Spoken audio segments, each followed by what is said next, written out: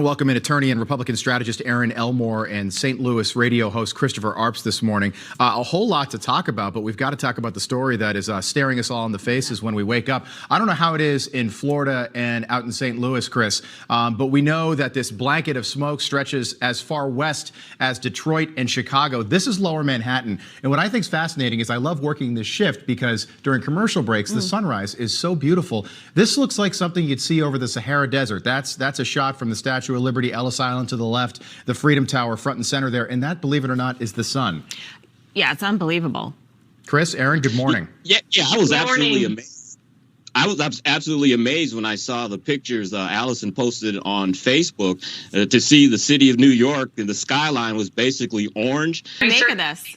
Yeah, I certainly worry. My husband is traveling between both Philadelphia and New York right now, and I texted him very early this morning saying, please be careful, stay indoors. And you just worry about what everyone is going through, especially people with small children or those who have asthma or breathing conditions. And this is something we've really never seen before, and certainly not in our lifetime. And we just want everyone to be safe and do everything they can to take precautions to make sure that they stay indoors. Couple things, Erin, if that's a genuine background, by the way, that is a lovely location wherever you are. I want to go to the Elmore living room. If it's not a blue screen. Sorry, I'm going to let my secret out right now. This is a background. Oh. I am in my very glamorous laundry room, so a little, behind the scenes look at where I am. Erin, I don't think you have to be with us this morning. Looks like things are going just fine. So a couple things here. The climate in New York and Connecticut, where I am, yesterday was like, in the early fall when your neighbor has their first fire of the season and you smell that, you can smell the smoke, you can smell the wood burning. That's what it smelled like, and these fires are 1,000 miles away from where I live. Yeah, it's really scary. And this smell you were talking about is one of nostalgia, and this is one of a legitimate concern. And unfortunately, people on the left, those climate crazies, they are missing an opportunity to say, hey, we are here from the government and we're actually going to do something to try to help. Instead, they're just pushing a political agenda, not worrying about their citizens or their constituents, literally just trying to say, hey, I've told you. And really, this has nothing to do with the Green New Deal or gas stoves or hybrid vehicles. It was a climate emergency, a legitimate one because of a fire. And I just hate to see never letting a good crisis go to waste on the left, right? Yeah, absolutely. Chris, we're looking at a live picture. We just were looking at a live picture of Lincoln Memorial. Good point. Yeah, and that's what makes me worry, because we don't have a lot of great data, because during the COVID pandemic, we were told so many things that turned out not to be true. So now, are people that wearing masks, is it a false sense of security? Is it protecting you? So these are questions that I think it's great that you're having doctors on to let us know, because if you're out and you have to get from point A to point B, a lot of people are commuting and going to work. They want these answers. Hey, what is the best course of action for me to take to keep myself, my family, my loved ones safe? Yeah, and doctors say if you can, just stay inside over the next few days if you are in one of the states that this is affecting. Which, by the way, makes a lot of sense to me. You told me you went for a walk around the city yesterday, and I was like, what are you doing? Well, it's because I had to see what was going on. I was curious. You sound fine today. My voice is a little... I was coughing. I went back and I was coughing, so probably not a good idea. I need to have tea instead of coffee. All right, a lot more to talk about this morning. I want to talk about Chris Licht and CNN and all the presidential announcements yesterday. We'll see you both again at the top of the hour. Erin, Chris, thank you. Let's welcome Alex with us. It's a Tuesday morning, 2 days ago. Today's Thursday morning. What I do is so today is June 8th. Thursday. Backwards. We're closer to the weekend. Yes. I'm Rob Finnerty. Good to be with you. I'm glad it's Thursday and not Tuesday. Yes, Tuesday. I just said, is it Tuesday? No. Good morning, everyone. I'm Allison Maloney. Here are some of the stories we're following for you today. Now, for more, let's welcome in attorney and Republican strategist Erin Elmore and St. Louis radio host Christopher Arps. Good morning to you. Good morning. Good morning. Erin, what do you make of this? Because there was that big article in The Atlantic about Chris Licht, and basically, he talked about why having Donald Trump on this town hall. And I wonder, was that the straw that broke the camel's back at that point for CNN to say, you're out of here? What do you think? I think a lot of things. I think that article was scathing, and they said over 100 different people who worked at CNN contributed to that. Megyn Kelly did an amazing monologue on this on her radio show yesterday, and what she thinks needs to happen, and I agree completely, they need to Elon Musk the place like he did with Twitter. I think it's rotten from the inside out. They tried to change the whole entire platform and structure, but kept the same anchors with a few just getting fired. I think they need to get rid of their writers. They need to get rid of their staff, because all of these people have been infected with toxic liberalism. These people are not journalists just reporting the news. They are political advocates, and that's that's not what's working for the network. And also they have a bloated staff. I know what they get done and what you guys get done with just a few hardworking people. It's ridiculous. And that your ratings are just soaring and theirs are floundering. I think they really need a complete internal purge. And yes, Donald Trump, they thought that was low hanging fruit. Let's just put Trump on. And clearly it didn't work. It just infuriated the liberals who watch the network. So I think it's got to be a big change. By the way, Donald Trump, 2, CNN CEOs, 0, if you add Jeff Zucker to that list as well. Donald Trump just completely broke this network and everyone watching right now. When something big would happen, you'd flip on CNN. It is the exact opposite now. And Donald Trump, by the way, is a candidate again. And Erin, I agree with you. Leftists, activists, anchors and reporters cannot be expected to be fair and balanced. Chris, they got rid of Brian Stelter, Chris Cuomo, Don Lemon, Jeffrey Toobin, although that was completely ridiculous. Jeffrey Toobin came back to CNN, then they got rid of him. Some jabs at his former boss yesterday. He says that anyone who puts himself over the Constitution should not be president. Let's listen. I believe that anyone who puts themselves over the Constitution should never be president of the United States. I know you're close with the former president, but is there a lane for Mike Pence? And I just want to set this up with, besides maybe Donald Trump, who served as president for 4 years, Mike Pence, at least politically, is the most qualified candidate. He was a governor. He was in Congress for more than 10 years, I think 5 or 6 terms in Congress. And of course, he served as vice president. Is there a lane for Mike Pence? First of all, no one would know his name but for Donald Trump. And maybe he's running with, I don't know, Adam Kinzinger or Liz Cheney. He certainly doesn't sound like the modern Republican.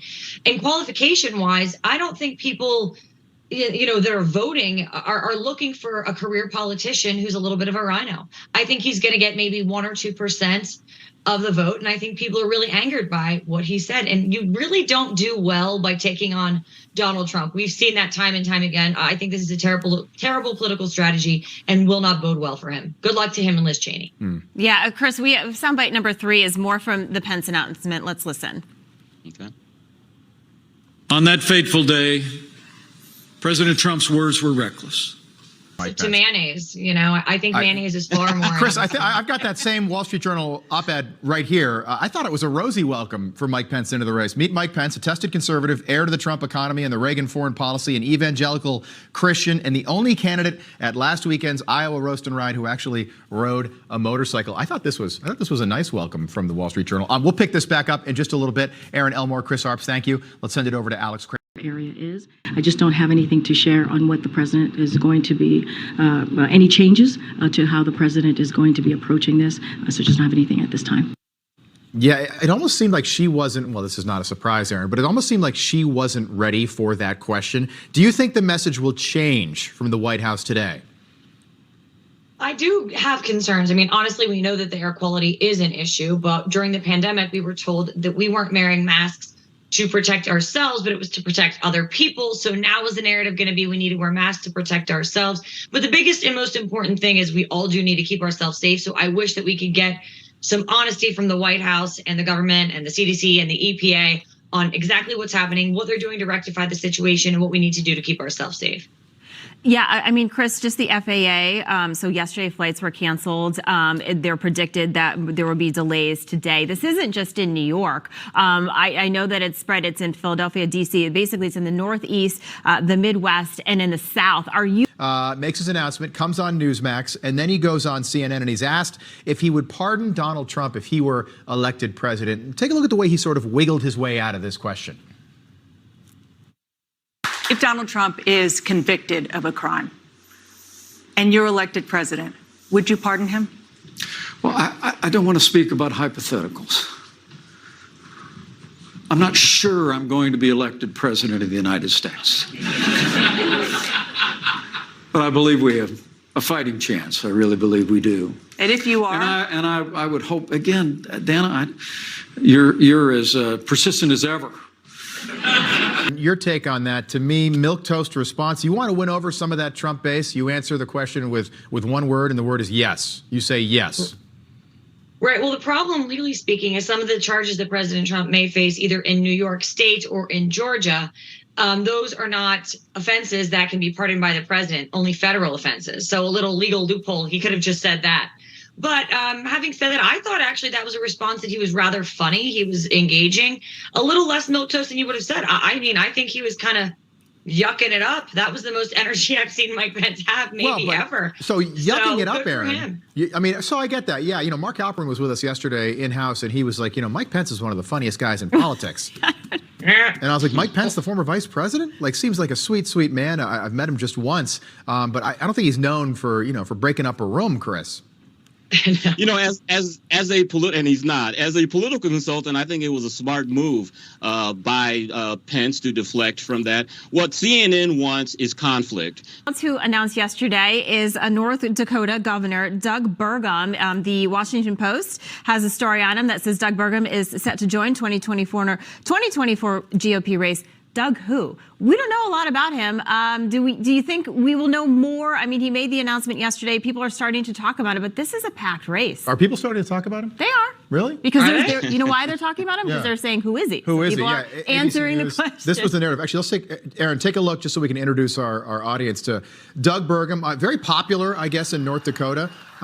This is his announcement video, soundbite number 8. Take a look. Anger, yelling, infighting. That's not going to cut it anymore. Let's get things done. Like the song you hear when you walk I feel like into I'm a watching funeral parlor, Yellowstone. right there. I'm Right. Dwight D. Eisenhower, and in 1956, I'm the guy for you.